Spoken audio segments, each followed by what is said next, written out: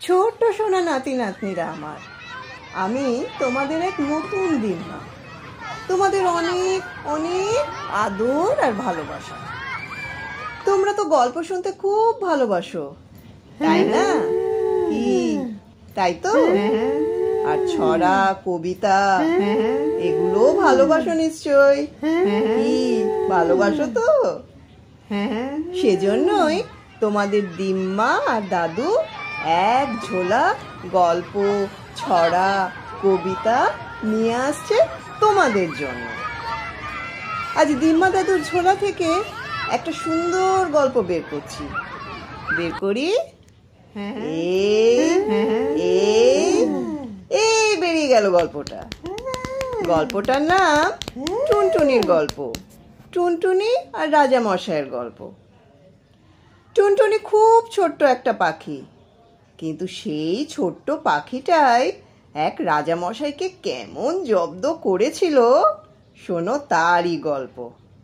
তাহলে শুনতে থাকো আজকের গল্প, টুনটুনি আর রাজা মশাইয়ের গল্প। রাজার বাগানের কোণে টুনটুনির বাসা ছিল। রাজার সিন্দুকের টাকা রোদে শুকোতে দিয়েছিল।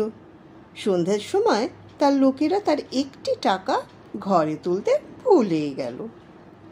টুনটুনি সেই চকচকে টাকাটি দেখতে পেয়ে তার বাসায় এসে রেখে দিল আর ভাবলে, ইস, আমি কত বড় লোক হয়ে গেছি। রাজার ঘরে যে ধন আছে, আমার ঘরেও সে ধন আছে। তারপর থেকে সে খালি এ কথাই ভাবে আর বলে, রাজার ঘরে যে ধন আছে, টুনির ঘরেও সে ধন আছে। রাজার ঘরে যে ধন আছে, টুনির ঘরেও সে ধন আছে। রাজা তার সভায় বসে সে কথা শুনতে পেয়ে জিজ্ঞাসা করলেন, হ্যাঁ রে, পাখিটা কি বলছে রে? সকলে হাত জোর করে বললে, মহারাজ, পাখি বলছে আপনার ঘরে যে ধন আছে, ওর ঘরেও নাকি সে ধন আছে। শুনে রাজা খিলখিল করে হেসে বললেন, দেখ তো ওর বাসায় কি আছে। তারা দেখে এসে বললে, মহারাজ, বাসায় একটি টাকা আছে। শুনে রাজা বললেন, সে তো আমারই টাকা, নিয়ে আয় সেটা।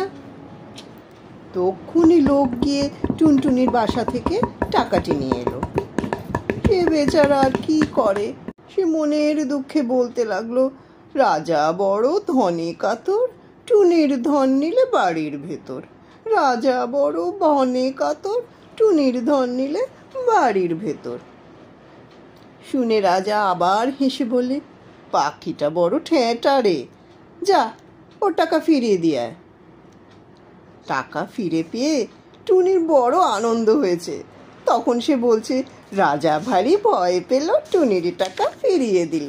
রাজা ভারী ভয় পেল, টুনির টাকা ফিরিয়ে দিল। রাজা জিজ্ঞেস করলেন, আবার কি বলছে রে? সভার লোকেরা বলছে মহারাজ নাকি বড্ড ভয় পেয়েছেন, তাই ওর টাকা ফিরিয়ে দিয়েছেন। শুনে তো রাজা মশাই রেগে একেবারে অস্থির। বললেন, কি এত বড় কথা, আন তো ধরে বেটাকে ভেজে খাই। যেই বলা অমনি লোক গিয়ে টুনটুনি বেচারাকে ধরে আনলে।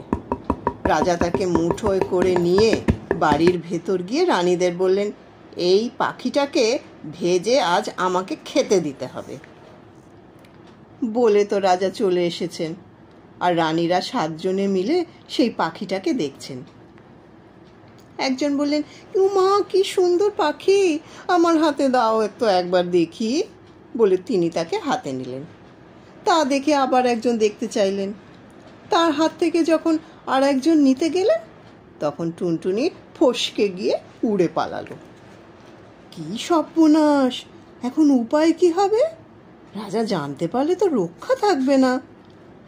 এমনি করে তারা যখন দুঃখ করছেন, এমন সময় একটা ব্যাঙ সেইখান দিয়ে থপ থপ করে যাচ্ছে। 7 রানী তাকে দেখতে পেয়ে খপ করে ধরে ফেললেন আর বললেন, চুপ চুপ, কেউ যেন জানতে না পারে। এইটাকে ভেজে দিই আর রাজামশাই খেয়ে ভাববেন টুনটুনিই খেয়েছেন। সেই ব্যাঙটার ছাল ছাড়িয়ে তাকে ভেজে রাজামশাইকে দিলে তিনি খেয়ে ভারী খুশি হলেন। তারপর সবে তিনি সভায় গিয়ে বসেছেন আর ভাবছেন, এবারে পাখি বাছাকে জব্দ করছি। অমনি টুনি বলছে, বড় মজা বড় মজা, রাজা খেলেন ব্যাঙ ভাজা, বড় মজা বড় মজা, রাজা খেলেন ব্যাঙ ভাজা। শুনেই তো রাজামশাই লাফিয়ে উঠেছেন। তখন তিনি থুতু ফেলেন, ওয়াক তোলেন, মুখ ধুন, আরো কত কি করেন। তারপর রেগে বললেন, সাতরানীর নাক কেটে ফেলো। অমনি জল্লাদ গিয়ে সাতরানীর নাক কেটে ফেললে। তা দেখে টুনটুনি বললে, এক টুনিতে টুনটুনালো, সাতরানীর নাক কাটালো, এক টুনিতে টুনটুনালো, সাতরানীর নাক কাটালো। তখন রাজা বললেন, আন বেটাকে ধরে, এবার গিলে খাবো, দেখি কেমন করে পালায়। টুনটুনিকে ধরে আনলে। রাজা বললেন, আন জল। জল এলো। রাজা মুখ ভরে জল নিয়ে টুনটুনিকে মুখে পুরেই চোখ বুজে ঢক করে গিলে ফেললেন।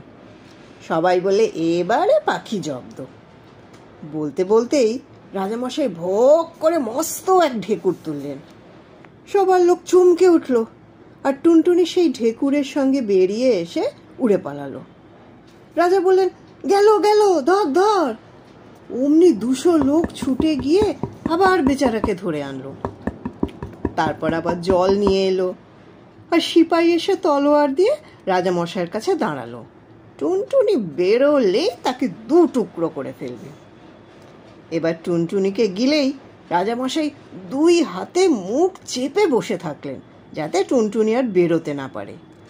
সে বেচারা পেটের ভেতর গিয়ে ভয়ানক ছটফট করতে লাগলো। খানিক বাদে রাজামশাই নাক সিটকিয়ে বললেন, ওয়াক। অমনি টুনটুনি শুদ্ধ তার পেটের ভেতর সকল জিনিস বেরিয়ে এলো। সবাই বলল, সিপাই সিপাই, মারো মারো, পালালো পালালো। সিপাই তাতে থতমত খেয়ে তলোয়ার দিয়ে যেই টুনটুনিকে মারতে যাবে, অমনি সেই তলোয়ার টুনটুনির গায়ে না পড়ে রাজামশাইয়ের নাকে পড়ল। রাজামশাই তো ভয়ানক চেঁচালেন। সঙ্গে সঙ্গে সভার সকল লোক চেঁচাতে লাগলো। তখন ডাক্তার এসে ওষুধ দিয়ে পটি বেঁধে অনেক কষ্টে রাজামশাইকে বাঁচালো। টুনটুনি তা দেখে বলতে লাগলো, নাক কাটা রাজা রে, দেখ তো কেমন সাজা রে, নাক কাটা রাজা রে, দেখ তো কেমন সাজা রে। বলেই সে উড়ে সে দেশ থেকে চলে গেল।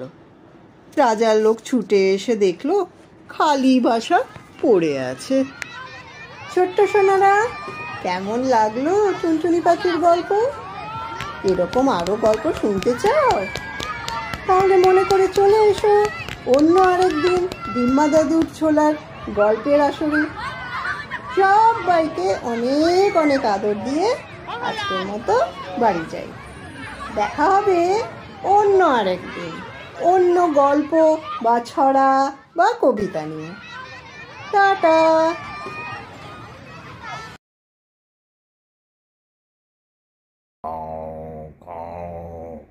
দাদু আসো বলো।